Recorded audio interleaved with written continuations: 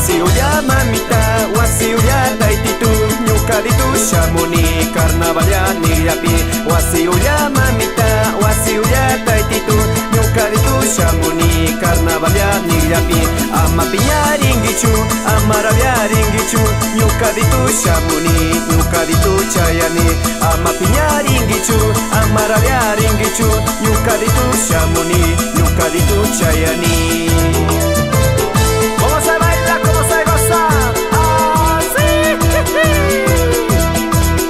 Los carnavaleros.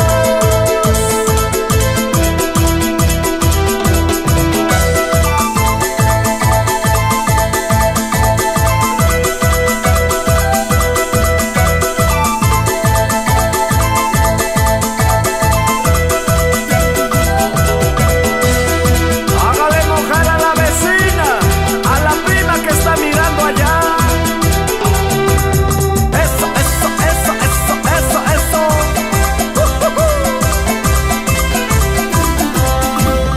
Urku urku shamuni, sacha sacha chayani, paukareni nigyapi, carnavalia nigyapi. Urku urku shamuni, sacha sacha chayani, paukareni nigyapi, carnavalia nigyapi. Chilin chalan cajita, ñuka mari shamuni, chilin chalan balsita, ñuka mari chayani. Chilin chalan cajita, ñuka mari shamuni, chilin chalan balsita, ñuka mari chayani. Ñuka taititu, asuitata karawai, ñuka mamita, bambitawa, kuiditu karawai.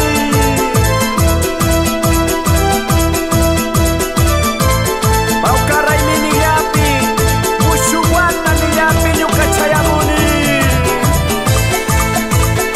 Ama piñaringichu, ama rabiaringichu mamita, kuishillito tu pandiari. Kama sumak, kuyanska, kama sumak yakishka wawa mishamu, kay sumak carnavalpi. Producciones del Sur y Maga Producciones. Ama piñaringichu, ñuka paya mamita, ama rabiaringichu, ñuka paya taititu. Ama piñaringichu, ñuka paya mamita, ama rabiaringichu, ñuka paya taititu. Kushigitu tu papi, kainan pakaringrisha, tiñashkitu tu papi, chayan kutirurasha. Kushigitu tu papi, kainan pakaringrisha, tiñashkitu tu papi, chayan kutirurasha. Oye, Pichimuro, cambio, cambio, cambio, cambio, maestro. Suénalo. Segundo Guamán en los Estados Unidos, Norteamérica. Jesús Saruma, cómo se baila bonito. Y que vive el carnaval. Hey, hey, hey, hey, hey, hey.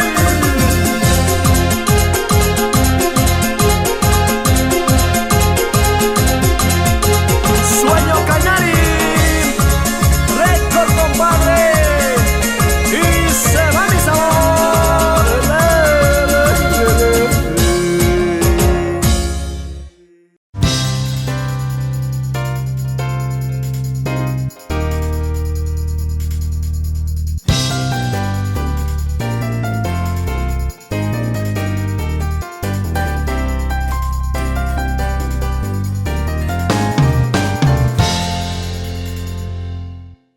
Amigo y amiga, buenas tardes, buenas noches, buenos días a la hora que ustedes se dignen recibirnos. Estamos una vez más con su espacio de Rixinacui TV Internacional. En esta oportunidad nos hemos convocado para abordar una de las temáticas que nos pone prácticamente a la expectativa. Movilización social, le asusta al poder, así es lo que hemos titulado, y alrededor de aquello vamos a tener la oportunidad de generar algunas inquietudes a nuestros gentiles invitados que ya se encuentran en esta sala, precisamente desde la provincia de Imbabura, el doctor que nos acompaña, como en oportunidades anteriores, también Marcelo Almeida, académico de la Universidad Técnica del Norte.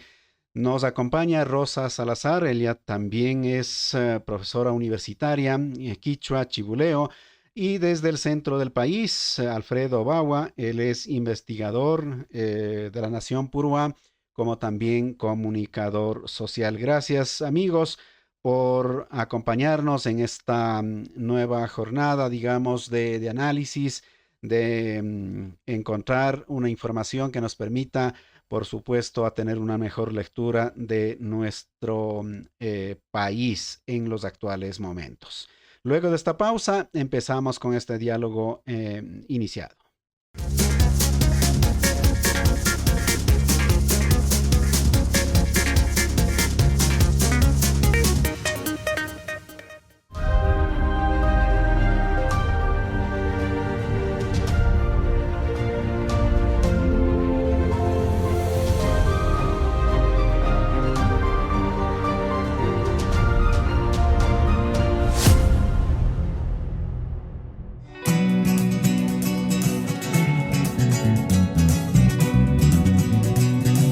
Estimados amigos que nos acompañan, estamos ya con nuestros invitados. Nos hemos convocado, decía en palabras iniciales, para abordar sobre este tema que se pone de actualidad. Movilización social. Bueno, ¿le asusta esto al poder? Es lo que nos preguntamos. ¿Está el gobierno actual en funciones prácticamente ya en medio periodo presidencial? Sin embargo, ha habido algunas preocupaciones, algunos reclamos, situaciones que nos pone también a inquietarnos a la población ecuatoriana, con seguridad también fuera de ella. Y en esta oportunidad con nuestros invitados, así que vamos a estos temas que los hemos anunciado. Nos acompañan ya nuestros invitados, a la doctora Rosa Baltazar. Le pediría de manera especial a ver si nos ayuda activando su cámara y damos inicio. Empecemos por el norte, por Imbabura, doctor Almeida.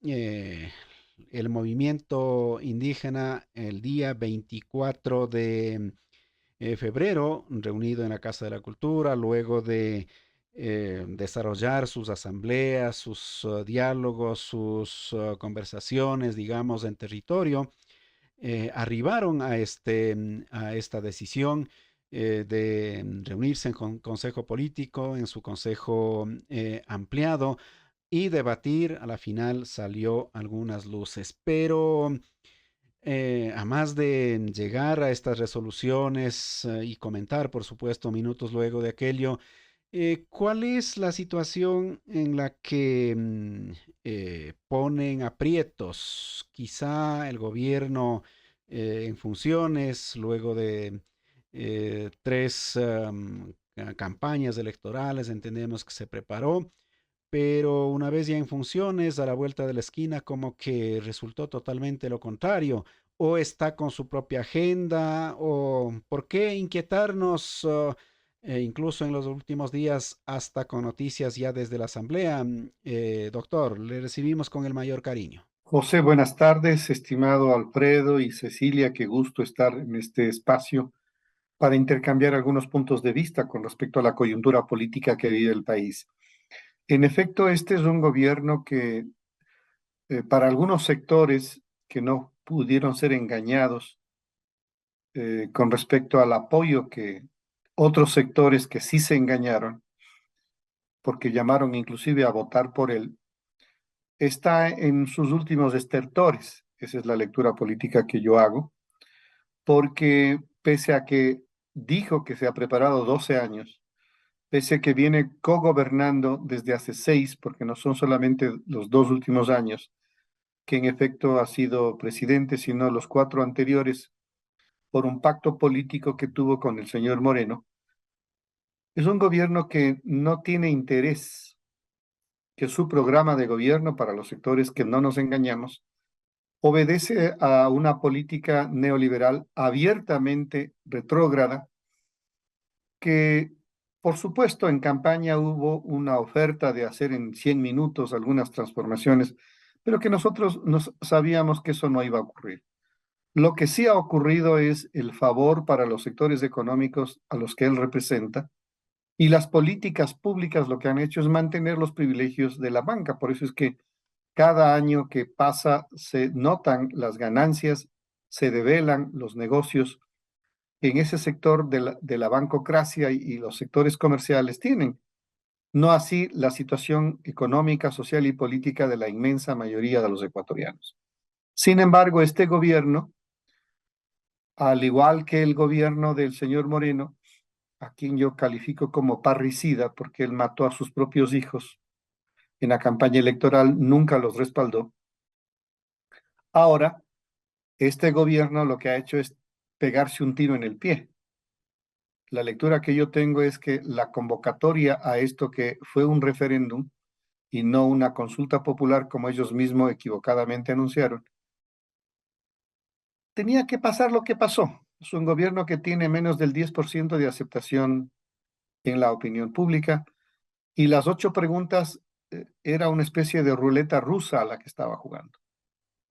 Era natural que, obviamente, con 6 años de gobierno, con las mismas políticas antipopulares, en los sectores sociales se lee o se ve o se lamenta que la medicina, los hospitales, no tengan atención e inversión pública del Estado.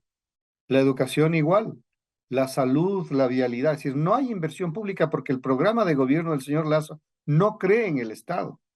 Ellos tienen un modelo económico distinto, ellos creen en el mercado. Y eso es prácticamente lo que ha estado haciendo. Claro, beneficios para el sector de la plutocracia y perjuicio para la inmensa mayoría. En estas condiciones, la derrota electoral del referéndum ha afectado más la imagen de un gobierno incapaz e inepto. Entonces ahora estamos en una situación muy complicada porque, aparte del desgobierno, tenemos los escándalos de corrupción que con las últimas uñas se adhiere el gobierno para que le mantengan en el poder. Entonces hará todo lo posible porque la función judicial, que a la postre será quien se pronuncie para ver si es que cursa o no el pedido de juicio político, se pronuncie a favor de él. O sea, los comprables serán comprables. Y también le está apostando a los medios de comunicación que desde hace mucho tiempo lo respaldan, porque en la campaña electoral, no solamente sobre el plebiscito, sobre el referéndum, sino sobre los candidatos a los diferentes gobiernos seccionales, así lo hicieron. Este es un gobierno sostenido por la plutocracia, por el sector de los medios, de los dueños de los medios de comunicación, y también por los mandos altos de las Fuerzas Armadas. Es decir, esa es la base que tiene de apoyo, porque en el pueblo totalmente aislado, totalmente arrinconado. No se puede esperar otra cosa que no sea lo que ellos puedan hacer. Yo no creo mucho en la asamblea. Es una asamblea que tiene una opinión demasiado dividida. Los bloques políticos que ahí supuestamente existen no tienen unidad de criterio. Hay mucho oportunismo y hay mucho dinero de por medio. Por ello, yo diría que este gobierno es una especie de muerto viviente, independientemente si es que la muerte cruzada la activa el Congreso, porque ya lo ha dicho el presidente que no la va a activar, porque tiene miedo. Va a perder, ya perdió el referéndum, perdería también esta nueva convocatoria, no tiene salida, no tiene la voluntad política de cambiar de modelo, no lo va a hacer, y lo que hará es seguir cayéndose a pedazos. Por lo tanto, lo que le queda a la sociedad es activar la lucha social. Yo pienso que sobre eso el llamado de uno de los pocos líderes sensatos, que es el líder de la CONAIE, es un llamado que convoca. Y el tema es que al interior de esa organización y al interior del brazo político de esa organización se tejen muchos intereses. Esperemos que no sean óbice para que la idea de pedirle la renuncia al presidente pueda cursar y la iniciativa popular pueda, por sus fueros y en las calles, hacer lo que se requiere, porque lo que se requiere es cambiar de gobierno. Esa es mi opinión, estimado José. Gracias, doctor Almeida, por esa gentileza. Ahora nos vamos hacia el sur del país, nos vamos a Chimborazo. Alfredo, dentro de siempre lo vemos, digamos, caminando por las parroquias, las comunidades, obviamente desempolvando algunas memorias. Quizá esto de la movilización es por supuesto, una herramienta que el movimiento indígena, los sectores populares han mantenido, pero hasta qué punto en las actuales circunstancias sigue siendo fuerte, sigue siendo firme, porque también desde el poder, desde las fuerzas represivas, llamemos, también se han ido preparando. ¿Cómo entender estas fuerzas que empiezan a moverse? Le preguntaría Alfredo. Buenas tardes, noches, días, del momento que usted nos acompaña, a todos los que siguen este espacio de Rixinacui. Agradezco también a este espacio para compartir que nos hemos dado cita con tertulios, a Marcelo y también a Cecilia. A ver, creo que hay que ubicar lo que significa una movilización. O sea, la movilización ha permitido en primera instancia ubicar dentro del campo político como un actor social, como un sujeto político, al movimiento indígena, al sujeto indígena. Antes del levantamiento de 1990, ahí la historia ubica alzamientos, movilizaciones, todo ese tipo de aspectos que eran muy localizados en toda la sierra.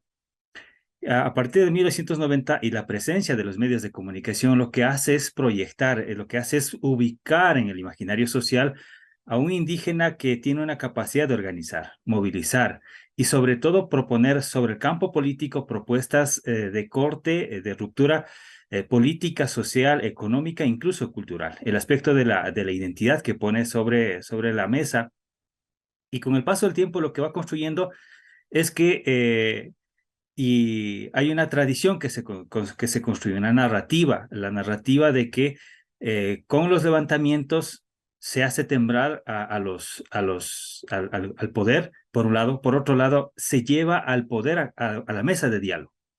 Es decir, que los levantamientos logran justamente llevar a una mesa de diálogo al poder. ¿Por qué? Antes del levantamiento no es que ocurra de la noche a la mañana. El movimiento indígena agota todos los caminos posibles de la democracia, que es el diálogo, y cuando ya no existe una respuesta del poder, lo que hace es utilizar esta posibilidad que está consagrada en la Constitución. Y antes de que esté consagrada en la Constitución el derecho a la resistencia, lo utilizaron, y justamente ahí vemos cómo tiene esa capacidad del poder para ir regulando y en cierta forma establecer mecanismos jurídicos y también la parte de la Ley de Seguridad Nacional que en los años 90 lo vuelven a retomar y con más profundidad lo van modificando con el paso del tiempo para hasta ingresar a todo este proceso de la criminalización de la protesta. Entonces, lo que vemos es una capacidad del poder para tratar de ir sosteniendo, manteniendo el campo político, la correlación de fuerzas que se vaya inclinando más para el lado de las élites. Entonces, las élites ven, y por eso es que a partir de 2019 lo que existe es una continua mención de 2019 en cada uno de los espacios de noticias, de análisis. Octubre de 2019 no tiene que volver, no tiene que volver, pero el punto es no responder a una pregunta, o sea, ¿por qué surge? Y cuando uno va a las comunidades, cuando uno conversa con la gente y la gente dice, siempre va a haber levantamientos. Y uno dice, ¿pero por qué? Porque no nos atienden. O sea, no hay una respuesta desde el Estado a sus necesidades. Si uno compara las condiciones de vida de esta época con los años 1990, las comunidades siguen abandonadas. Las vías de tercer orden, cuarto orden, totalmente descuidados, abandonados los indígenas, y hoy por hoy los jóvenes ven como la salida a migrar al exterior. Entonces, uno ve que no existe mucha transformación en el mundo rural. ¿Por qué? Porque todo el aparataje de la política económica está pensado en la ciudad. Los recursos están pensados en la ciudad. Están pensados los servicios en la ciudad. Y uno revisa los artículos de los años 90, los articulistas de los años 90, con los articulistas del año 2019 y los que están se generando en los últimos, a partir de 2022, del último levantamiento, uno encuentra una similitud que es tratar de construir a un indígena, en los años 90, un indígena que dialoga, y en el 2019, un indígena que es violento, que es un movimiento social violento. Entonces, y esa es la capacidad de las élites. Las élites construyen no quieren aparecer ante la gente como los racistas, como los excluyentes, sino aparecen aquellos que están tendiendo la mano, pero se olvidan que ellos son los que quitan los recursos, son los que están utilizando ahí todo el aparataje del Estado, toda la estructura, todos los factores de producción, los modos de producción están concentradas en pocas manos. Y cuando los indígenas piden precios justos para los productos, por ejemplo, en los años 90, no responden, tampoco respondieron en el 2022. Entonces, ¿eso qué representa? Tampoco en el 2019. ¿Qué representa eso? Eso significa que el indígena está yendo al mercado, está diciendo, cambiemos estas reglas de juego, pero que necesitamos que el Estado involucre. Como decía Marcelo, es justamente el neoliberalismo, la versión ecuatoriana, porque hay muchas versiones, es diferente a la versión de Chile. La versión ecuatoriana justamente apalanca el mercado y hay políticas justamente que son de apertura para los empresarios. Y no olvidemos el 2019 cuántos miles de dólares el Estado perdonó a nombre de que los empresarios son los que dan fuentes de trabajo. Los indígenas no dan fuentes de trabajo, también dan. Entonces el punto es esa desigualdad en la concepción del Estado que va provocando justamente la emergencia de los levantamientos. Los levantamientos, en síntesis, generan que el indígena llegue a una mesa de diálogo y hablemos vis a vis. El 2019 cometió un error la élite de hacer un diálogo abierto en el que se evidenció las diferencias y también se evidenció los avances del movimiento indígena en la capacidad de mostrar las realidades desde su mirada, que estaban ubicadas en un costado, que habían sido postergadas, porque hasta ese momento el Estado había tomado todo el control de las circunstancias, pero en el 2019 aparece un nuevo movimiento indígena con nuevas figuras que empiezan justamente la disputa política simbólica con otros elementos sobre la mesa. Ya no son los elementos tradicionales, lo étnico, ¿no? Sino aquí ya en el 2019 ya es una cuestión nacional y en el 2022 es mucho más todavía, es nacional popular por todo lo que comprende la complejidad justamente de que el Estado no logra responder a esas necesidades. Gracias, Alfredo, por esos insumos o esos elementos que pone en el debate para una mejor comprensión. Retornamos ahora hacia Tungurahua, nos vamos al territorio del pueblo chibuleo y recibimos a Rosita con el mayor agrado, como siempre. ¿Qué es lo que podemos sacar como lecciones? Quizá solamente recordando de los últimos, en el primer levantamiento hay resultados, obviamente. En el 92 hay resultados en cuanto a territorios, la legalización, etcétera. Y así pudiéramos ir enumerando de los siguientes hasta caídas de gobiernos, etcétera. En esta última, bueno, está ahí medio pendiente, latente, quizá a pesar de eso, ¿será que la gente se cansó? ¿O será que la gente, como dice Alfredo, bueno, no nos atienden, no importa si tenemos que repetir otra vez una movilización, un levantamiento, un paro, que también hay todas estas figuras, ¿no es cierto? Estas categorías, como señalan los estudiosos. ¿En qué momento estamos? ¿Cuál es un poco la lectura que hace desde su cercanía con los diferentes sectores? Le escuchamos. Muchísimas gracias por la invitación. Saludos cordiales a todos los que forman parte de este panel. Realmente un tema interesante, un tema de actualidad que nos permite reflexionar y darnos cuenta de la situación en la que nos encontramos. Efectivamente, en cada proceso de lucha hemos generado varias acciones importantes desde las organizaciones y desde el Estado, es decir, se han logrado algunas respuestas en cuanto a la educación, salud, territorio, justicia indígena, es decir, hemos logrado tener algunos avances desde distintos momentos de la lucha, no solamente desde los 90, sino incluso desde los 60, 70 y 80 también. Y claro, y luego de todos esos avances y una vez que logramos la reivindicación de los derechos colectivos en la Constitución del 98 y en el 2008 hemos logrado también fortalecer varios de los derechos colectivos, efectivamente las comunidades se preguntan, ¿y ahora qué? Nosotros de todo el proceso hemos logrado la incorporación de los derechos colectivos, la reivindicación de los derechos colectivos, y ahora que tenemos esos derechos no hemos tenido, más bien no existe la facilidad para poder ejercer esos 21 derechos colectivos. Y frente a eso, pues, nuestra propuesta presentada en el 2019, en el 2022 también, ahí habría que ver qué hemos avanzado y de las preguntas que se han hecho ya en territorio, de las discusiones que se han realizado. Obviamente lo que se plantea es que, bueno, se asignó un porcentaje mínimo al tema de educación para que se pueda discutir los caminos a seguir para fortalecer el sistema de educación intercultural bilingüe, el tema de una educación administrada por los pueblos y nacionalidades indígenas.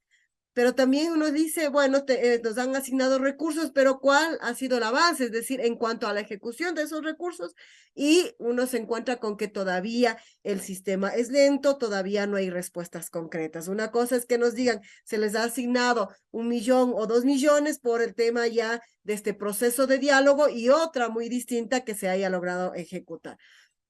Otro punto importante, las comunidades igual, entonces ahí dicen educación, no hemos avanzado.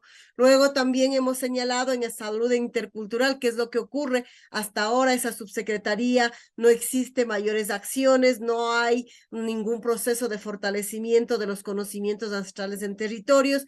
Ahí también hay un hueco importante, en esa mesa de diálogo se había planteado elementos interesantes, pero de ahí a aterrizar nuevamente está todavía en papeles los supuestos acuerdos. Ahora más que nunca, incluso con el tema de que nos hemos distanciado y hasta ahora va el tema de las mesas, la situación se vuelve incluso más crítica. Un tercer tema también ha sido el fortalecer la autodeterminación de los pueblos indígenas, el fortalecer el derecho propio, a prácticamente fortalecer los conocimientos de las autoridades, de las comunidades, pueblos y nacionalidades en todo lo que tiene que ver la administración de justicia indígena, y se exigió en las mesas de diálogo el respeto a las decisiones de las autoridades indígenas, que el Consejo de la Judicatura más bien inicie con el cumplimiento de los mandatos constitucionales, que es uno, respetar, observar las decisiones de las autoridades, las actas, las resoluciones, y lo otro, desde el Consejo de la Judicatura,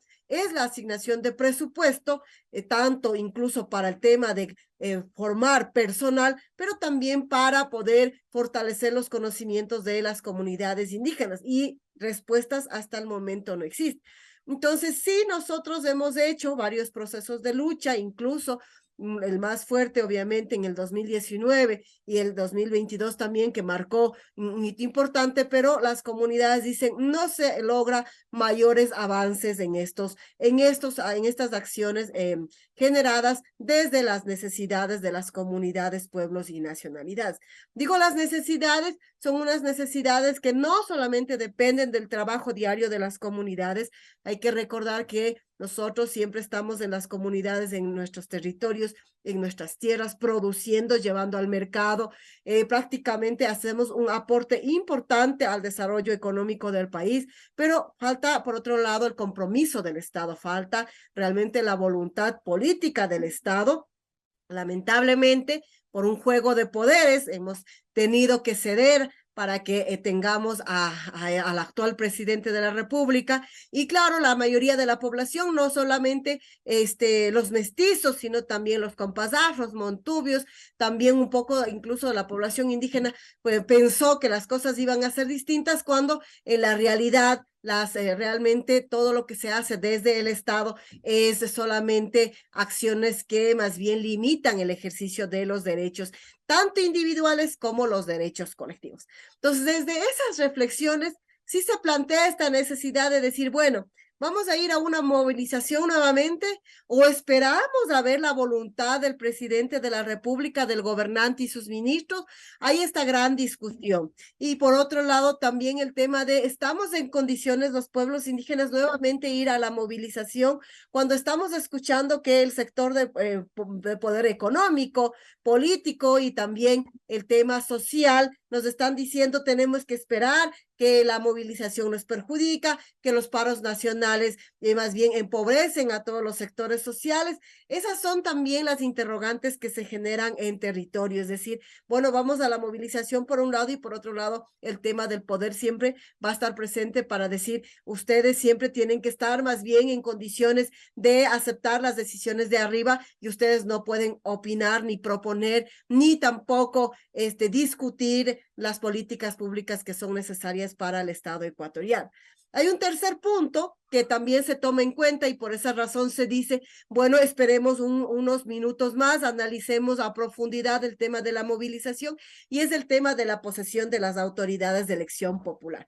En algunas provincias se han logrado resultados interesantes. ¿Por qué esto? Porque efectivamente los pueblos indígenas, las comunidades han dicho, bueno, desde las calles no es suficiente plantear acciones en concreto, desde las calles no es suficiente presentar propuestas porque simplemente el gobernante recibe el documento y decide archivarlo. Entonces es necesario estar en el Estado, entonces es necesario formar parte del Estado y por eso prácticamente pues se estaría a la espera de la posesión de las nuevas autoridades de elección popular. Entonces son varios temas que están latentes, que nos dicen esperemos un poco más.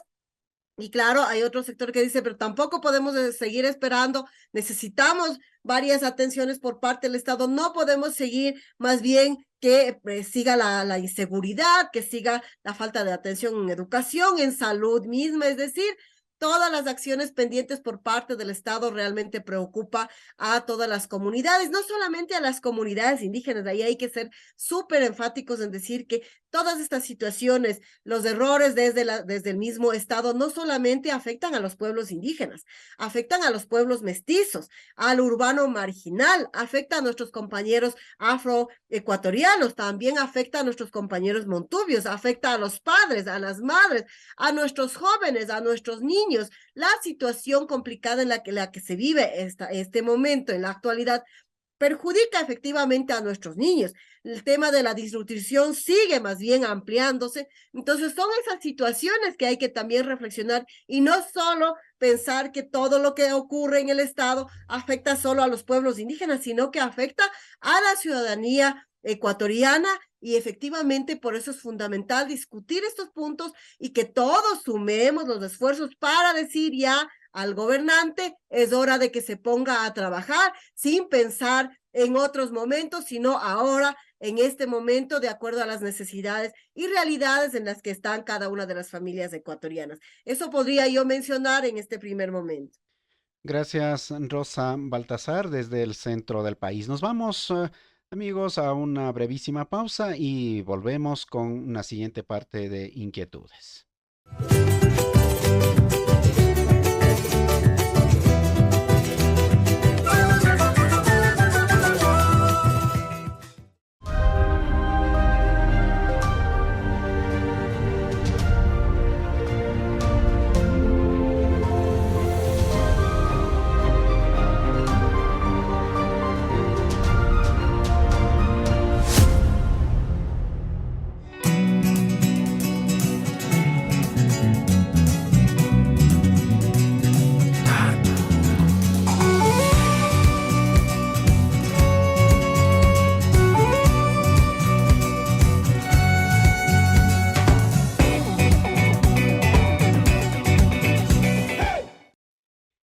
No es ajeno aquello de que dicen, bueno, tanto exigen los sectores determinados, o en este caso concretamente desde los sectores indígenas, entonces no hay problema, pero ustedes candidaticen, ustedes entren a hacer gobierno, ganen las elecciones, en definitiva, hacen lo que ustedes consideran.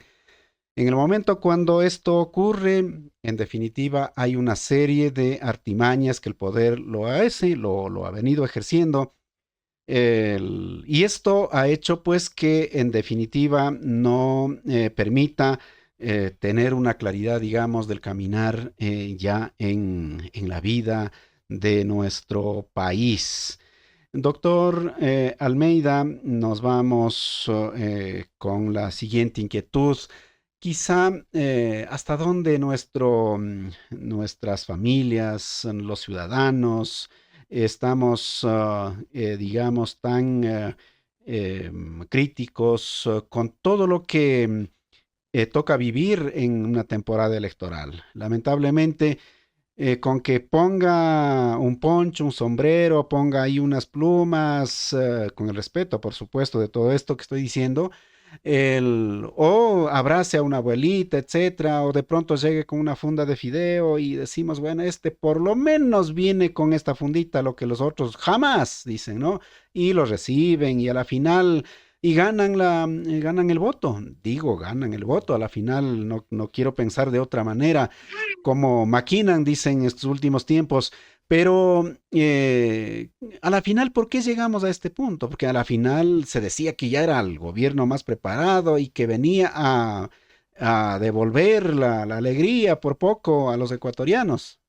Y estamos entrampados en esto. La Asamblea Nacional, justamente este fin de semana, ha decidido proceder, digamos, con las acciones políticas que corresponde contra el presidente de la República. Y bueno, ahí están las pujas, que no es así, etcétera, etcétera. ¿Cómo leer estos teatros, un poquito exagerando, ¿no? Hay unos gritones por allá, el otro que dice que no, etcétera.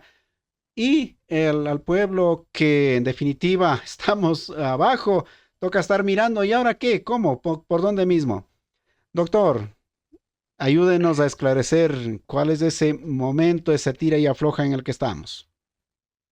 Bueno, José y estimados amigos que estamos en este debate, yo pienso que es necesario hacer una lectura mucho más amplia.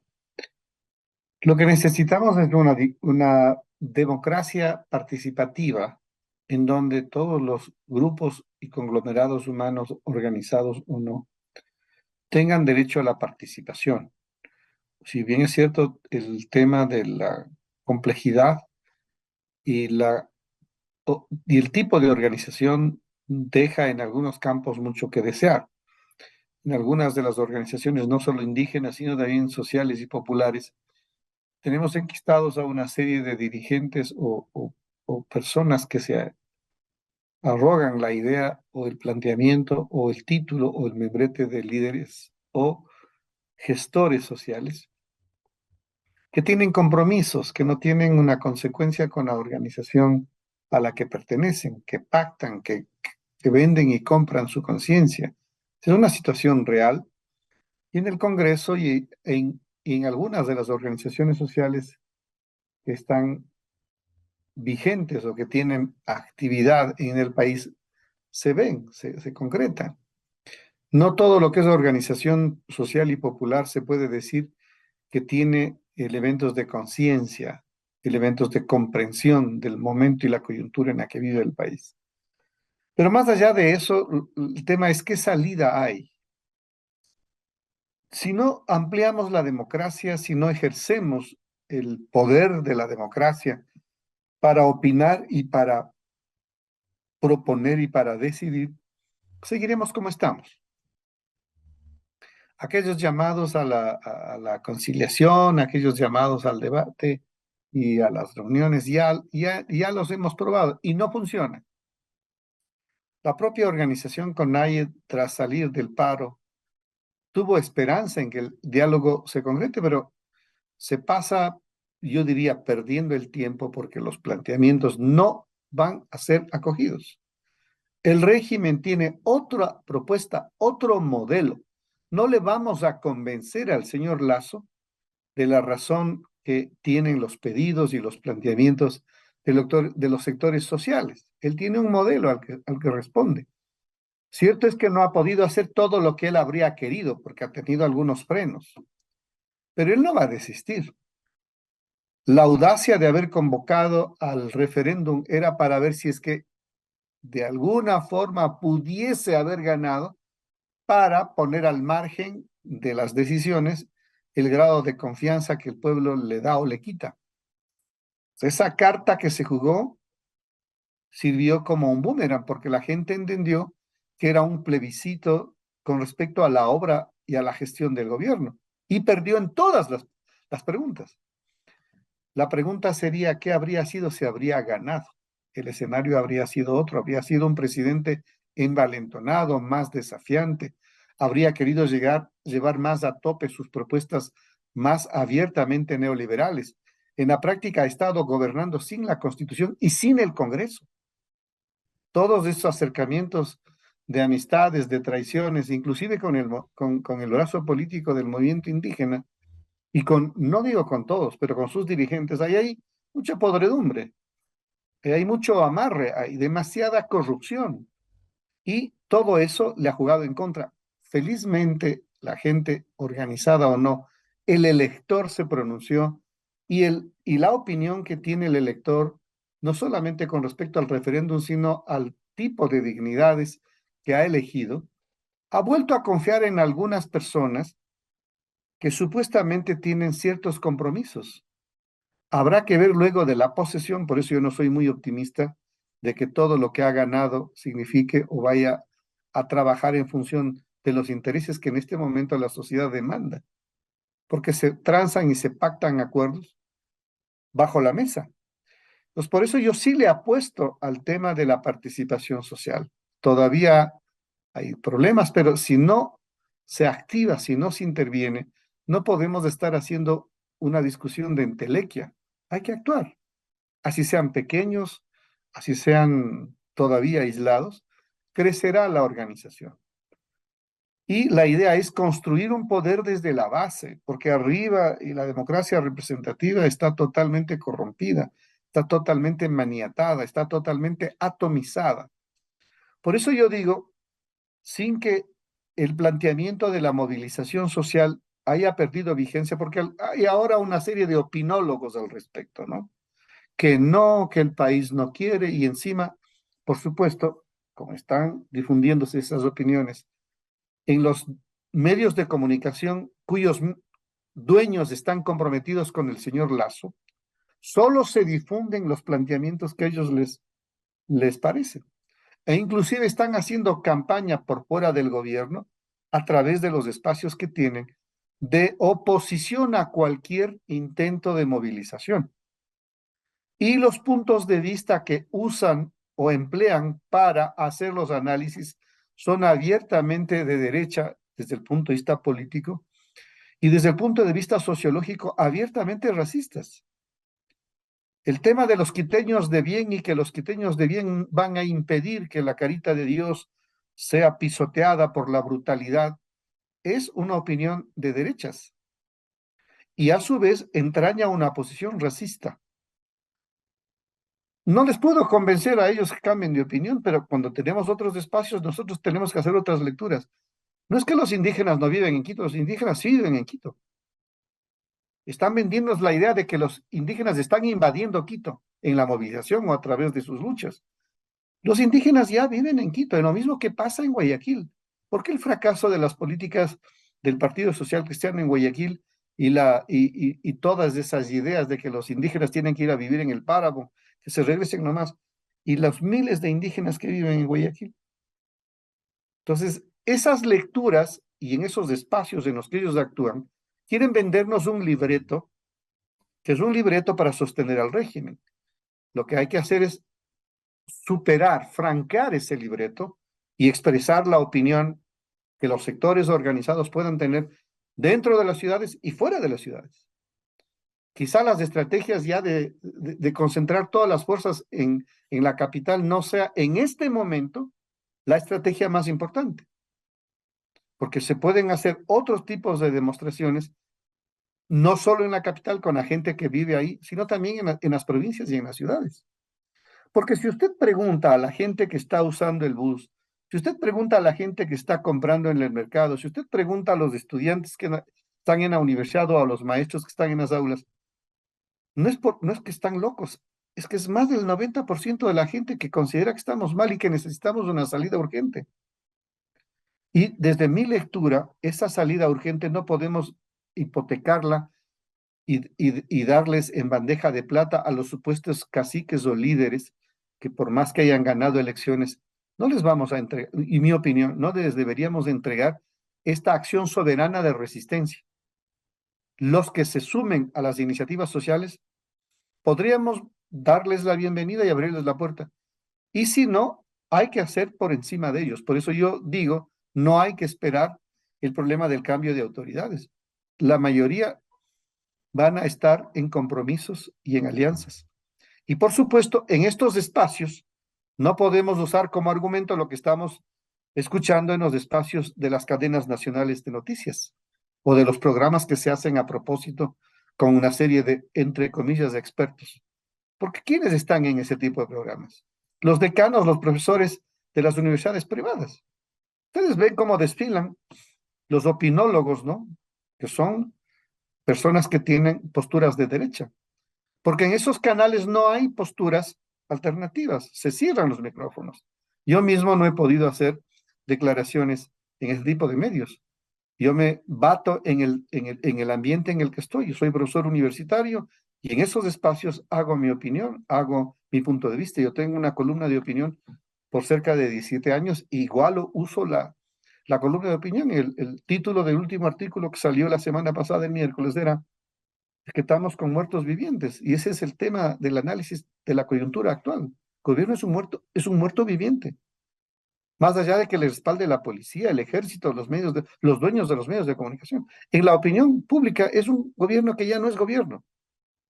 Vamos a ver si sobrevive por algunos otros elementos de cómo la correlación de fuerzas en las otras esferas del poder. Pero yo no tengo mucha confianza en eso. Por eso yo sí creo que es necesario tejer esta relación social, por más que sea volver a hacerlo o volver a intentar hacer, porque es lo único que nos garantiza que no hayan las traiciones y las componendas. Por lo tanto, yo le sigo apostando a la capacidad de organización y de reflexión que tienen o tenemos los sectores sociales, por más pequeños que ahora seamos.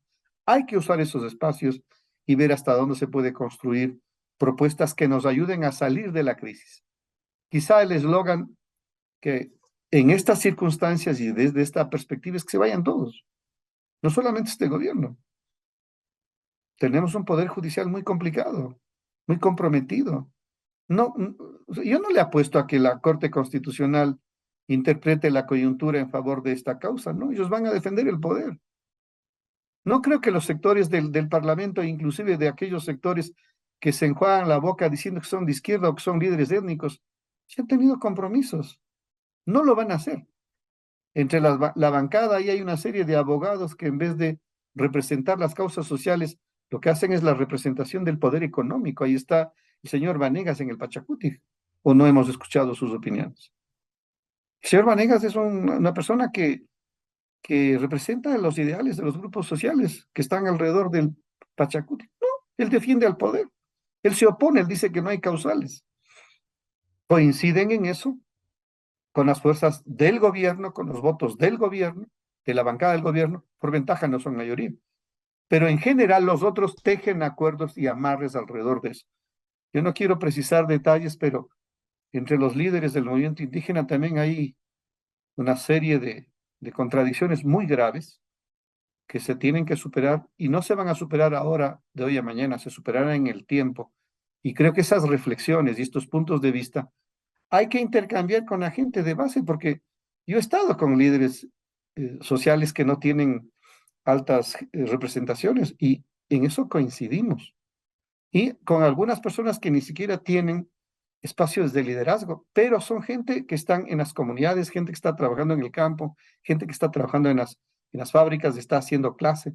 El sentimiento de angustia, de no saber qué hacer frente a la inseguridad, porque el Estado no protege a la sociedad.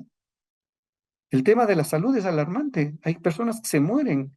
No hay la medicina. Todos esos temas de que el modelo neoliberal no confía en el Estado y que vamos a hacer los negocios con las farmacias, hasta ahora no funcionan, no están operacionalizadas, ni van a funcionar. Yo soy muy crítico inclusive de la universidad pública. La universidad pública está silenciada desde el año 2010. Cuando la línea media no se elige y se designa, se ha implantado un sistema privado en la gestión pública de la Universidad Ecuatoriana. ¿Qué tenemos ahora en la línea media? Una argolla que se cuadra frente al poder y que no debate ningún problema. Ni siquiera la opinión de la universidad analiza los problemas de los recortes presupuestarios de la propia universidad que hace el Estado. Peor, tiene la cara como para dar alguna opinión sobre la problemática social. La universidad está asfixiada. Y eso no puedo confiar a las autoridades actuales para decir, vean, es necesario cambiar la LOES, y ya hay que quitar la dedocracia, porque es eso, es una argolla de poder, y reivindiquemos la posibilidad de que ahora se elija a la línea media para que alguien desde adentro tenga ideales por los que pelear para movilizar internamente el universo. Yo no tengo confianza en ellos porque ellos son los principales beneficiarios, son los que están eligiendo a dedo a las autoridades de la línea media. Entonces esto tiene que salir de ahí, es engañarse pensando que ellos van a hacer lo que yo estoy proponiendo. O sea, hay que hacer una alianza con la gente que no tiene el poder, que no tiene compromisos con este tipo de amarres, para que con ellos podamos avanzar hasta donde podamos. Y esa es la realidad actual, pero no puede ser la inmovilización. Tiene que haber pensamiento crítico, tiene que haber capacidad de extender los niveles de organización, de entretejer las relaciones con las organizaciones sociales y salir adelante. Nosotros mismos, confiando en nosotros mismos. Y para cerrar esta opinión, yo les digo, yo no tengo confianza en muchos líderes. Quizá la confianza que tengo es en mi propia voz, en mi propia capacidad. Y si sumamos eso, ojalá tengamos una fuerza importante para salir de esta situación en la que vive el país. Eso les puedo decir en esta pregunta. Gracias, doctor, por esos elementos de análisis y cuestionamientos también sobre el convivir político que estamos en el Ecuador. Ahora el turno para Alfredo Bau. Alfredo, otra de sus fortalezas profesionales es obviamente el ámbito de comunicación y comunicación estratégica, entre otros.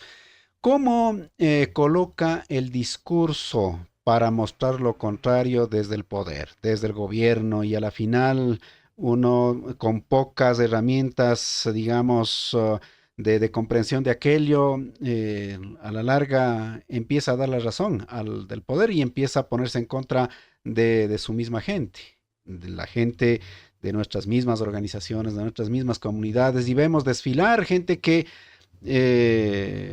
a la final se ponen como un ejército también para, llamemos, cuidarle pues al poder. ¿Cómo son esos juegos que hace a ratos nosotros no paramos mucho asunto, Alfredo? Empezar a poner la mirada en los detalles. El detalle, por ejemplo, de la entrega de un fusil, el cuestionar un discurso del ministro de gobierno que dice aquí tenemos 60,000 efectivos porque hay aires de desestabilización. Empezar justamente ahí, o sea, empezar a cuestionar los discursos, las imágenes, las simbologías que están utilizando el poder. Ese es el punto para disputar, porque no se puede hacer otra situación que es justamente ingresar al campo donde ellos están estableciendo los discursos, las prácticas y las reglas de juego. Y también ubicar las agendas dentro de todo un espectro nacional. Como decía Cecilia, no solo es una cuestión de los pueblos y nacionalidad, sino es de toda la gente. Entonces, justamente evidenciar que la pobreza, extrema pobreza, los cordones de pobreza no solo están en determinadas ciudades, sino también están en las ciudades intermedias. También ubicar cómo el acceso a riego sigue teniendo los mismos problemas de hace más de 20 años. Entonces, esos aspectos poner sobre la mesa y claro, obviamente, la agenda de todo lo que implica a nivel local, regional y nacional. Eso conectar con una agenda que justamente movilice. Y claro, los 10 puntos con los cuales el movimiento indígena se sentó en 2022, volver a retomar y preguntar, o sea, cuáles son los temas que hay que reformular en términos de todo lo que se está viviendo. porque es significativo, simbólico y profundo mensaje que el presidente en silla de ruedas, en esa condición, va a entregar y demanda a las Fuerzas Armadas que tienen que cuidar. O sea, es un mensaje potente que está diciendo su tarea va a ser cuidar la democracia, pero detrás de ese cuidar la democracia, ¿qué es? ¿Cuál democracia? Entonces, justamente lo que decía Marcelo, ¿no? O sea, tenemos que profundizar en una democracia participativa. Lo otro de Lazo es una democracia, eh, es una, no es una democracia, es lo opuesto a democracia, porque es una persona que está imponiendo a la fuerza y con el temor del miedo, y claro, para complementar, un ministro de gobierno que dice que tiene 60.000 efectivos, pero no pueden controlar un robo, no pueden controlar la cuestión de las cárceles, o sea, del sistema de seguridad del Estado ecuatoriano, toda esa ley securitista que tiene el Estado y que despliega cuando los indígenas dicen vamos a salir, no despliegan en temas cotidianos. Entonces, la sensación de estar totalmente votados por el Estado es ya normal, ya se naturalizó, se normalizó. Y en esa normalización y esa naturalización, los medios de comunicación han jugado un papel que es eh, para cuestionar, porque hay que preguntar, ¿por qué razón? Y muchas veces la gente dice, bueno, nosotros ya vimos 2019 tanta gente indígenas en las calles, ya Moreno se fue. En 2022 tanta gente que nos movimos y tampoco se fue. Entonces, hay que comparar qué pasó en la caída de Bucarán, qué pasó en la caída de Maguad, qué pasó en los otros gobiernos y cuál fue el papel de los medios de comunicación ahí. ¿Sí?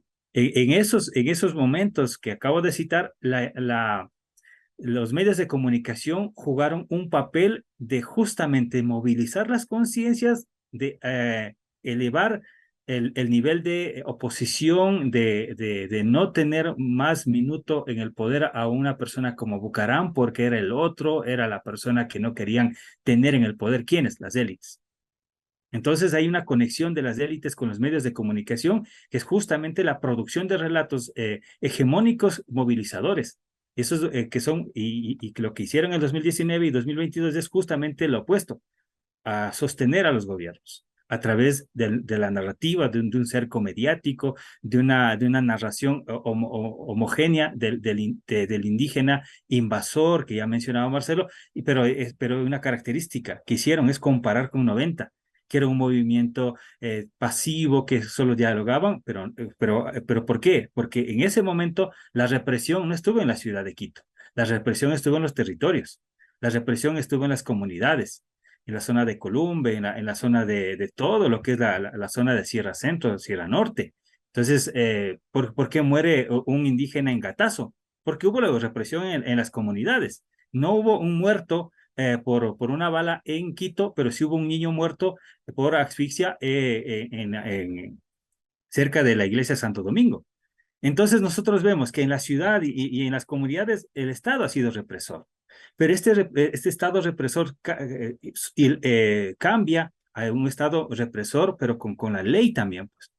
Ese es el otro detalle, que hay que tomar en cuenta que la Asamblea pasada dejó aprobando una ley que justamente da vía a muchos aspectos y que protege más a la policía, a los militares y desprotege, quita los derechos a los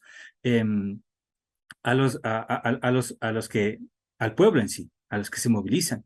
Porque no es que se movilizan los indígenas, eso hay que tener claro, son la clase popular, son la clase media que no tiene un cupo en la universidad para él, ya no quiere cupo para él, sino quiere para el hijo, quiere para el sobrino, quiere para la siguiente generación.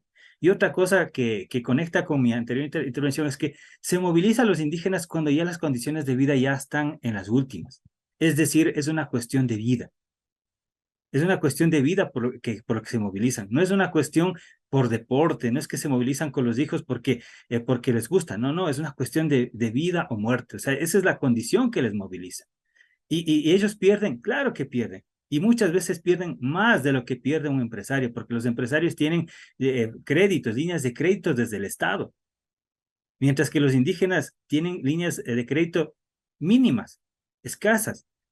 Nos anuncian por cadenas diciendo, repartimos tantas tierras, como decía Rodrigo Borja. Yo he hecho muchas cosas por los indígenas y no me han agradecido. No, es que no hay por qué agradecer. Es el rol del Estado. El político tiene que hacer eso. El rol del Estado es dar a todos los ciudadanos. Dicen que tenemos igualdad ante la ley de derechos y obligaciones, ¿sí? Y otra cosa es justamente esa disputa de los discursos que van construyendo. 1 millón de voces contra el paro. ¿Y por qué no? Carrillo y Páez y todos los que promueven eso, ¿por qué no hacen 1 millón de voces contra la inseguridad? ¿Por qué no convocan? ¿Por qué no convocan justamente eso? Y empezar a justamente cuestionar eso. ¿Por qué no 1 millón de voces en contra del mercado que cada semana va elevando los costos? ¿Por qué no? Eso no solo afecta solo a uno, sino afecta a todos. Porque el hecho es que el poder adquisitivo cada vez va perdiendo más la gente. Entonces eso también agobia a la gente. Eso también justamente ahí ingresaría lo que decía Marcelo, y ahí respaldo esa idea de que los espacios pequeños, los microespacios deben ser los espacios donde se hable estas cosas. Pero ¿cómo armamos? ¿Cómo articulamos? ¿Cómo hacemos un tejido de medios de comunicación alternativos en los cuales empiece a posicionarse un relato de 1 millón de voces contra la inseguridad? Listo, vamos.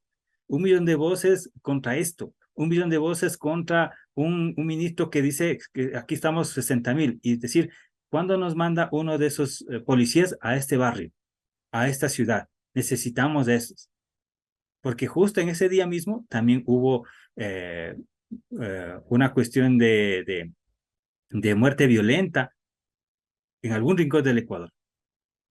Justo ese mismo día. Entonces ahí uno encuentra la paradoja, la mentira que va construyendo. Y los relatos ubicar con datos, ¿no? Dato mata relato. Entonces creo que la tarea es empezar a construir relatos con datos que vayan deconstruyendo y construyendo nuevos imaginarios, justamente demostrar que no se está movilizando por una cuestión por deporte, se está movilizando es por una cuestión de vida, por una cuestión de mejorar las condiciones de vida, no solo de uno, sino de otro, y poner sobre la mesa de que el tanque de gas que hoy pago un precio subsidiado fue resultado de una movilización indígena y también de otros grupos sociales.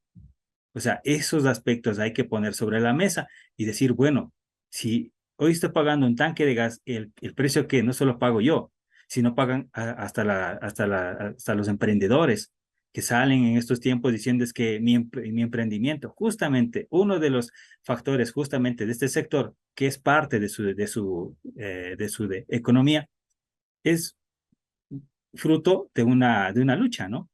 Entonces, esos elementos poner sobre la mesa, porque si vamos a ver cómo lo hacemos, creo que es justamente ver lo que está ya puesto sobre la mesa y en ese campo de la disputa simbólica política, cómo ingresar con los relatos de la gente y mostrar no solo la cuestión de que somos pobres, no, tenemos capacidad de reflexión, porque hay gente que no está en la jerarquía política de la organización o del partido político, que tiene justamente discursos sencillos y profundos. Y esos discursos sencillos y profundos son los que hay que retomar. Ahí está el discurso para deconstruir esta agenda que está, en cierta forma, homogenizando y naturalizando la violencia contra la lucha social. Gracias, Alfredo, por estos elementos de hacer la otra lectura y un poco no quizá sucumbir ante todos esos discursos. Vamos a ir a una última pausa, por supuesto en la siguiente vuelta una muy brevísima para concluir con este importante diálogo que estamos manteniendo precisamente hoy.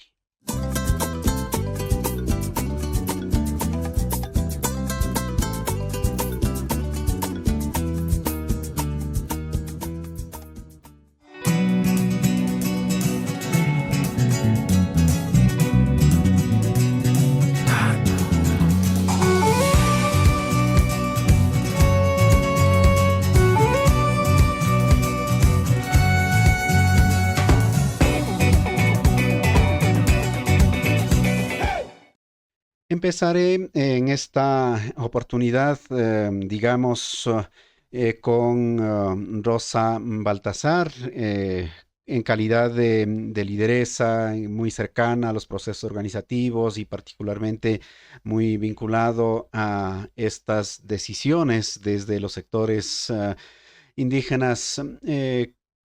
Un poco ya conocemos, digamos, las principales decisiones que salió el día 24.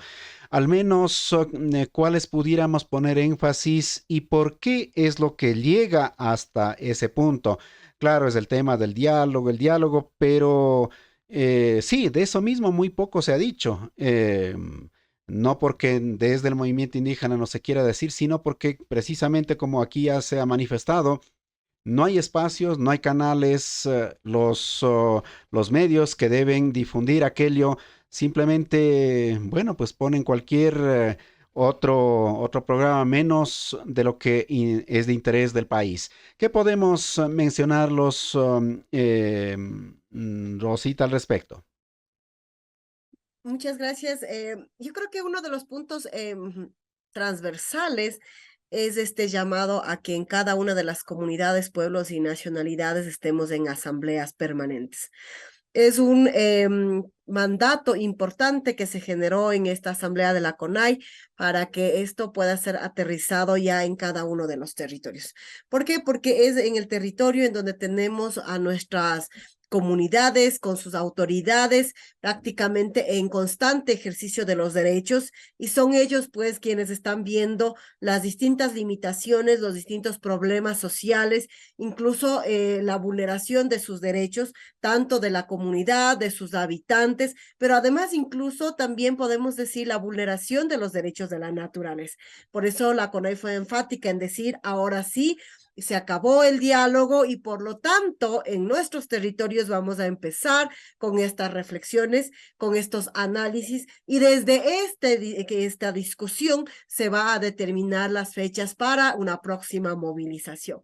Y no solamente, vuelvo y repito, para decir que hay necesidades desde los territorios indígenas, sino también para que exista una conciencia de la desatención del Estado hacia el urbano marginal, a nuestros compañeros afros y montubios también. Es decir, que haya una conciencia de la situación de todos los ecuatorianos porque el gobierno no da respuestas concretas. Y como decía, no solamente para decir la vulneración de los derechos, sino también la vulneración de los derechos de la naturaleza que está garantizado por el artículo 10 de la Constitución.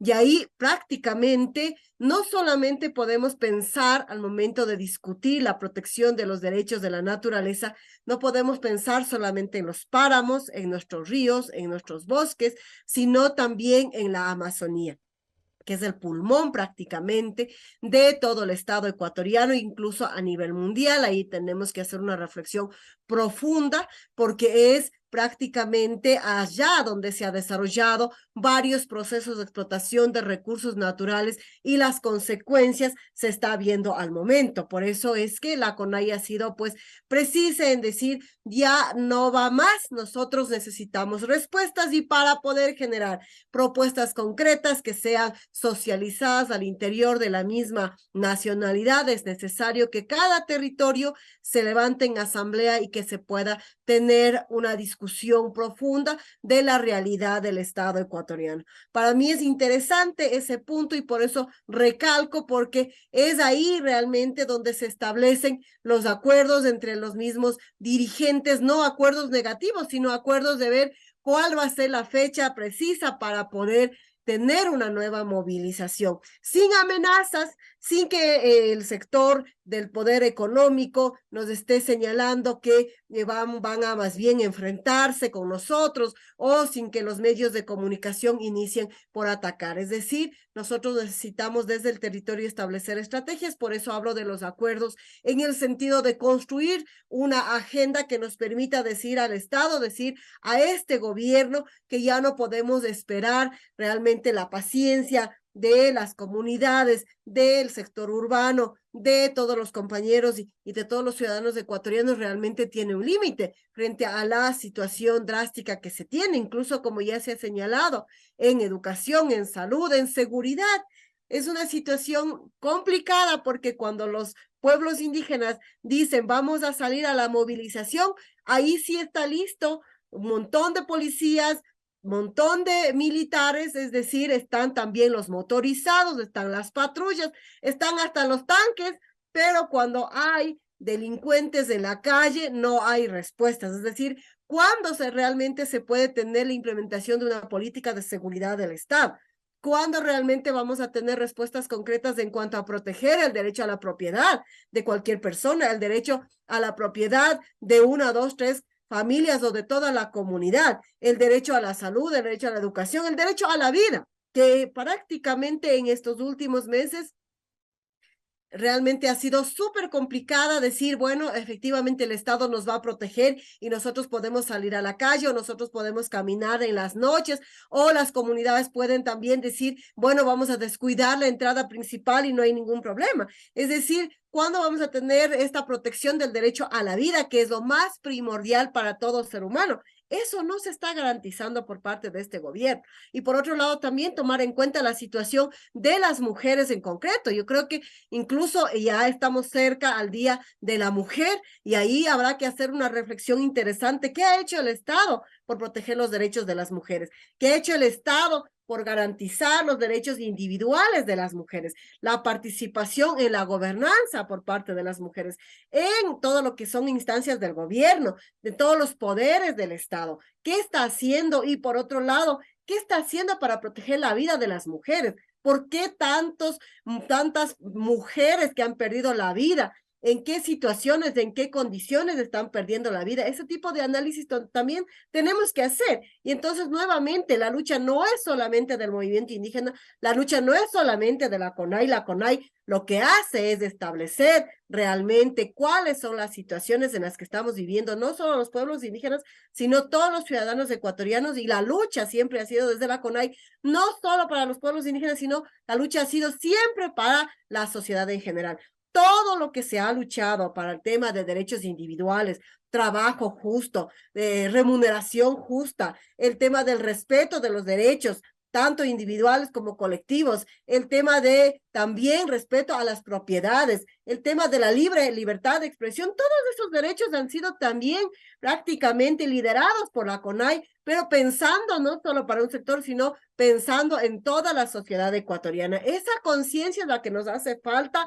La lucha no puede ser solo de un sector, la lucha necesariamente tiene que ser por todos, para todos, como siempre desde la CONAI, realmente todos los resultados han sido para el beneficio de la sociedad ecuatoriana. Entonces, más bien ahí las reflexiones todavía deben seguir y tendremos que más bien discutir ya en territorio, también a nivel de las organizaciones regionales, de las 3 regionales, y nuevamente llegar también ya a una asamblea nacional con la CONAI para decir, bueno, estos son los pasos que vamos a dar.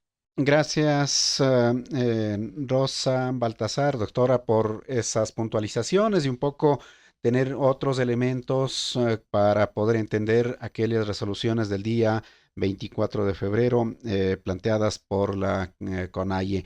Doctor Almeida, vamos con usted en esta parte final, unos minutitos breves, perdone que ya nos hemos ido endulzados siempre en estos diálogos. La CONAIE planteó prácticamente si ya no ha podido gobernar y por lo tanto hágase a un lado, pues que sería mucho más digno o váyase bien o vaya, digamos, no en las condiciones que quisiera que le va a tocar ir. Entonces, ¿cuál es ese mensaje? O por último, los movimientos que empiezan a darse o el panorama de las otras fuerzas políticas, ¿qué es lo que avisora en el futuro inmediato, por supuesto? ¿Están cerradas todas las puertas o definitivamente aquí tiene que volcar todo y vamos a ver cómo podemos edificar con lo que se viene posteriormente? ¿Cómo podemos entender esta última parte, doctor? Es necesario que nosotros ratifiquemos la idea de que este gobierno está muerto. El gobierno no tiene ninguna posibilidad de continuar. está con vida asistida, está como en las cámaras UCI. Y quienes manejan los controles son los jefes o los mandos altos de las Fuerzas Armadas, los dueños de los medios de comunicación y los grupos económicos. Ellos son los que le están dando vida, los que le están sosteniendo. El resto de gente no está con la postura del gobierno. Puede no estar con una postura beligerante, pero no está a favor del gobierno. Es decir, hay una inmensa cantidad de personas, unas tienen organización y creo que la inmensa mayoría no la tiene. Por eso es que la estrategia no tiene que ser solo confiar en las fuerzas organizadas. ¿Por qué pierde el gobierno el referéndum? ¿Cuánta publicidad o cuánta propaganda, cuánta promoción hicieron los sectores organizados por el no? Muy poca. Es la opinión de la gente lo que fue determinante para la derrota política del gobierno en todas las preguntas. Ahora, con respecto a la salida, también hay que confiar en lo mismo. El pueblo es inteligente. El 80, el 90% de personas no se va a poner a favor del señor Lasso. Quieren algunos sectores, aunque sea segmentadamente, tratar de contraponer y hacer contramanifestación con este tema de, como decía Alfredo, el 1 millón de voces para eso. Son las maniobras, es decir, la idea es a contracorriente ver qué pescan para ver con qué sectores confrontan. Porque si no, si es que las personas de la ciudadanía quiteña, por ponerles un caso, habría estado de acuerdo con las ideas de aquel individuo que se llama Páez, habrían votado para él para que sea alcalde. No votan por él. Votan por otras personas, votan por otras opciones. Si es que las personas estuvieran de acuerdo con el modelo neoliberal, habrían votado por el expresidente de la Cámara de Comercio de Pichinchi de Quito, por el señor Alarcón. No han votado por él. Entonces, ahora es necesario, independientemente de los miedos, independientemente de las amenazas, que hay que confrontar, por supuesto, hay que hacer un llamado a la acción social amplia, a esa misma acción social que derrotó a este gobierno con el voto escrito por el no. Con esas fuerzas tenemos que trabajar. Y con algunos membretes que si es que se alinean con los intereses, porque hay algunos membretes que también hablan de izquierda o de progresismo o de etnicismo, pero cuyos líderes o caciques están vendidos al gobierno o se venden con mucha facilidad, con una cantidad de lenguaje que también quieren usar para engañar o para detener esto que hay que generar desde la base. Por lo tanto, el señor Lasso, más allá de que todavía no esté fuera del poder, en los hechos es un gobierno muerto. No tiene otra posibilidad. No tiene otra posibilidad y hay que generar desde la base todo un proceso lento, por supuesto, pero necesario para ir a construir un nuevo país, un nuevo Estado, y ojalá podamos, yo en algún momento pienso que lo que se pueda levantar desde la base pudiera capitalizarse alrededor de una nueva constituyente. No para negar los aspectos positivos de la actual Carta Constitucional, porque eso quieren los sectores de la derecha. Les estorban algunas conquistas que están en la Carta Constitucional, sino para ir a ampliar esos elementos e incorporar otros. Y voy a plantear uno. La Carta del año 2008 dice que en el Ecuador hay un idioma oficial y 2 de interculturalidad. Y tenemos más idiomas. ¿Estamos contentos con eso? No, hay que hacer, si vamos a una asamblea constituyente, hay que ampliar ese elemento para visibilizar lo que estamos diciendo aquí. Los otros tenemos que vernos más enteramente. ¿Por qué el quichua y el agua solo como el elemento de relación intercultural? Deben ser de idiomas oficiales. Tenemos que trabajar para eso. Un Estado que tiene la posibilidad de ser unitario, pero es diverso, que se define como un Estado intercultural, tenemos que construir esa idea del dogma, de lo que significa el constitucionalismo, bajarle a otros elementos menores. Yo, para cerrar esto, voy a poner otro ejemplo. El tema del desarrollo y la noción de hacia dónde quiere ir el país, hay algunos artículos que están bien en la Constitución. Hay que ir a empujar ese tipo de cosas. Claro, a la derecha todas estas cosas le estorban. Entonces hay que disputar en las acciones, en las ideas, en todos los espacios, como ha dicho Alfredo, en todos, como ha dicho igual Cecilia. En estas asambleas, no solo de la CONAIE, también yo ahí pienso que la propia CONAIE debiera convertirse, si es que logra, no solamente en hacer orientaciones al interior de las asambleas de las comunidades, también de los otros sectores, en los barrios, en donde sea. Recuerden qué es lo que pasó cuando Leonidas Issa retornaba después de haber finalizado el paro. ¿Acaso eran solo las fuerzas indígenas las que le agradecían y le felicitaban? Eran los barrios de Quito. En los últimos días de la última movilización, no solamente eran los indígenas, era la gente pobre que no daba ya más porque estaba cansada de la situación, de la asfixia en la que vive. Y hoy está igual, y en las urnas se ha expresado igual. Entonces hay que hacer llamados mucho más grandes, mucho más convocantes, pero llamados a la gente de manera directa, porque los intermediarios, algunos, entre comillas, dirigentes históricos, nos han defraudado. Podrán seguir amarrando para seguir siendo dirigentes, pero hay que construir una unidad mucho más amplia. Esa es mi propuesta y esperemos vernos en las calles, en las aulas, en donde sea, haciendo y diciendo lo que estamos planteando ahora. Gracias, doctor, por esas reflexiones finales. Alfredo, estamos por cerrar este importante diálogo. Insistir, bueno, a la final se dan las movilizaciones, se dan las acciones. ¿Dónde no equivocar? ¿Dónde no caer en lo mismo? ¿Dónde sacar lecciones? Por supuesto que serían para tantos otros programas, pero al menos un listado le voy a requerir, Alfredo. Es más, en el momento cuando un liderazgo va calando, una línea de pensamiento va siendo conectado con la población, inmediatamente sacan otros discursos, sacan otras imágenes, sacan otros, hasta chulqueros, también pueden aparecer. Entonces, ¿cómo enfrentar todo esto? Porque a la final no es solamente el gobierno que no ha cumplido, así como ha dicho la CONAIE, sino gobierno y sus acólitos y la gente que incluso hasta nuestros cercanos a ratos se han vuelto en esas filas. Alfredo. Pues gracias. Creo que hay que ir a un tejido de los medios comunitarios populares. Y creo que es momento de hacer un tejido. Digo por qué. Por el hecho mismo de las dos últimas experiencias que nos han hecho vivir en los propios medios hegemónicos.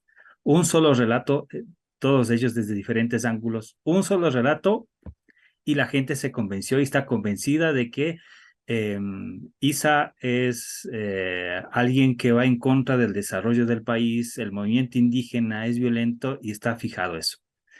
Entonces, ¿cómo se puede virar todo eso? Es con un gran tejido de medios de comunicación.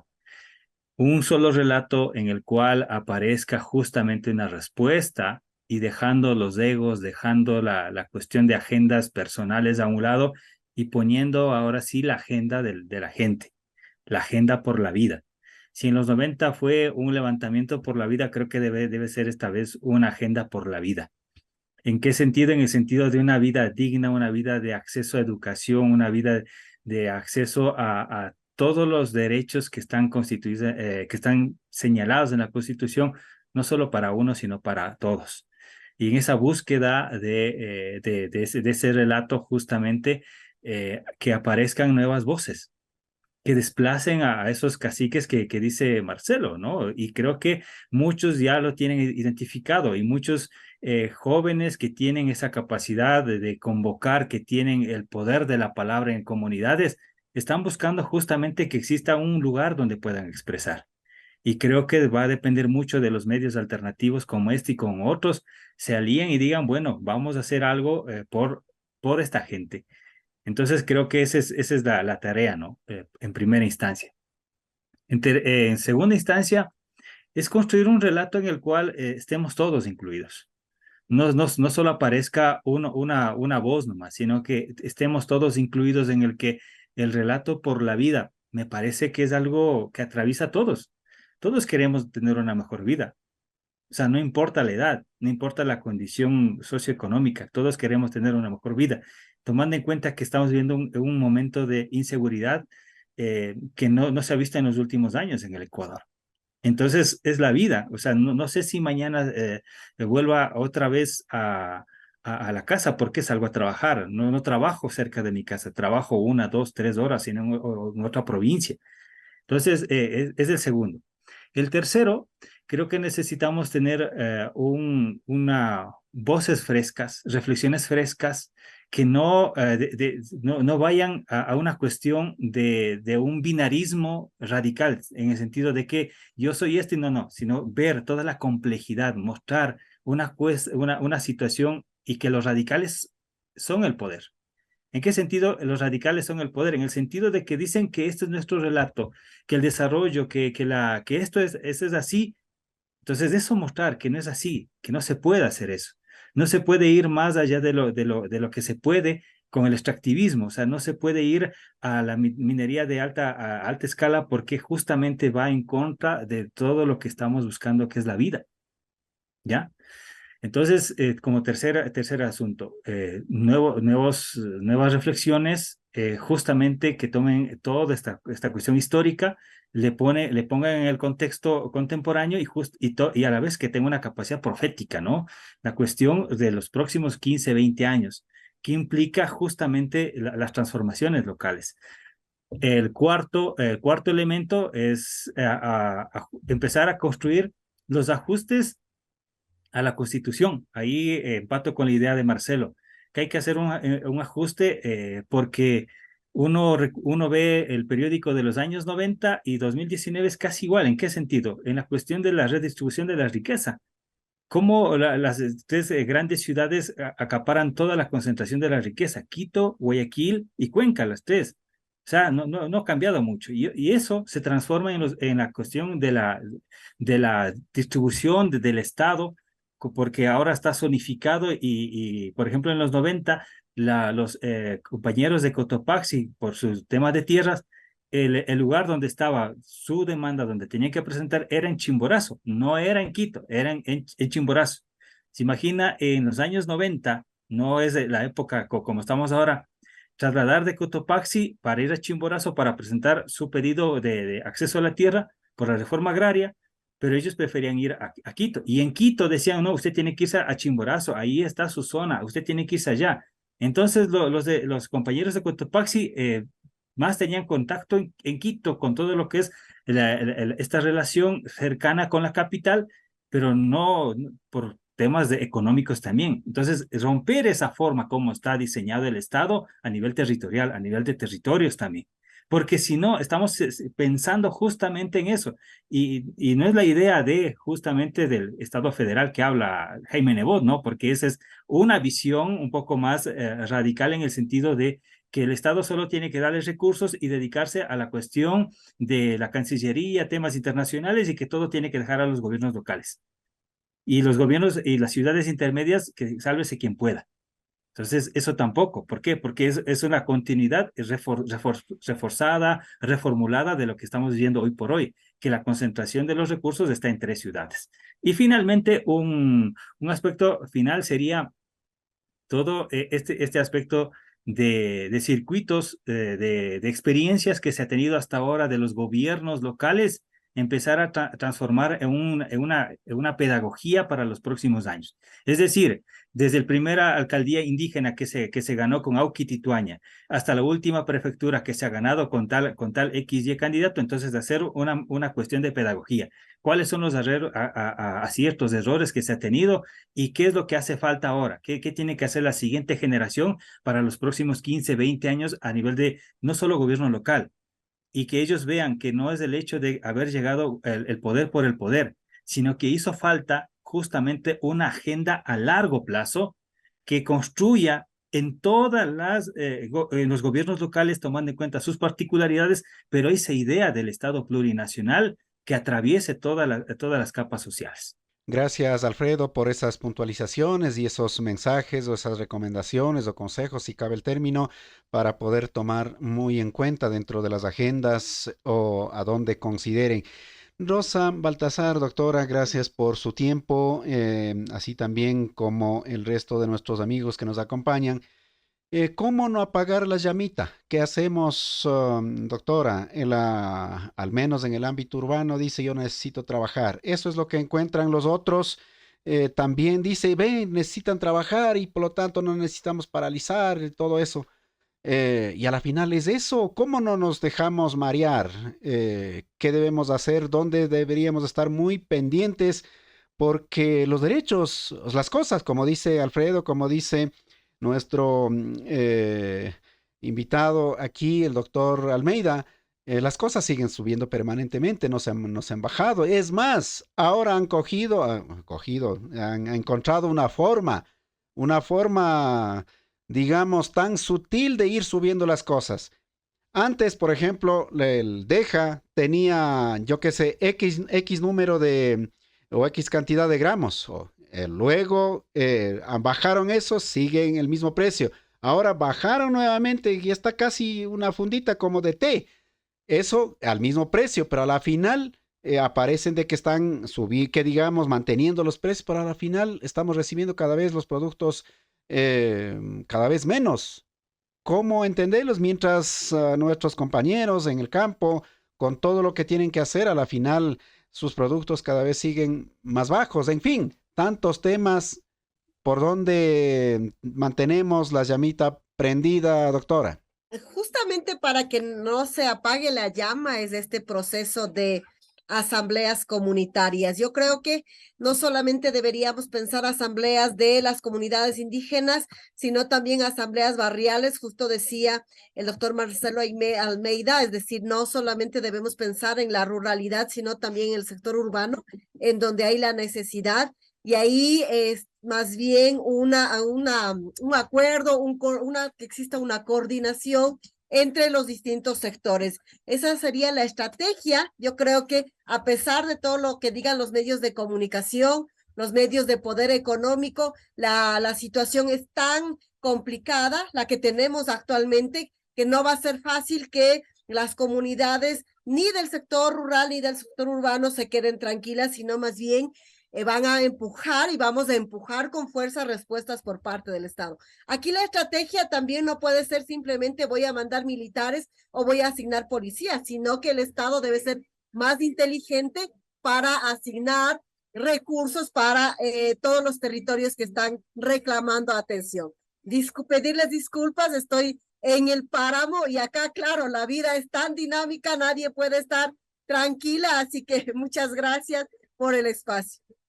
Gracias también al doctor Almeida por acompañarnos, gracias Alfredo, gracias doctora Baltasar por acompañarnos en esta nueva jornada. Simplemente para final decir que este día jueves 9 de marzo nos vamos a Perú. Nos vamos a Perú para recorrer esos territorios. Vamos a hermanarnos, como decía Alfredo hace instantes, vamos a hermanarnos con otras redes, con otros medios, con otras televisoras locales, con otras radios comunitarias, con otros portales que hoy en día han logrado mostrar la otra cara, aunque la prensa mermelera, así como lo llaman ellos, lamentablemente no han mostrado esa realidad. Es dura, es cruel lo que están viviendo. Acompáñenos y seguiremos caminando junto a los que deseen que sus voces no sean caliadas. Esto es Rixinacuy TV, soy José Atupaña, nunca más sin nosotros. Hasta pronto.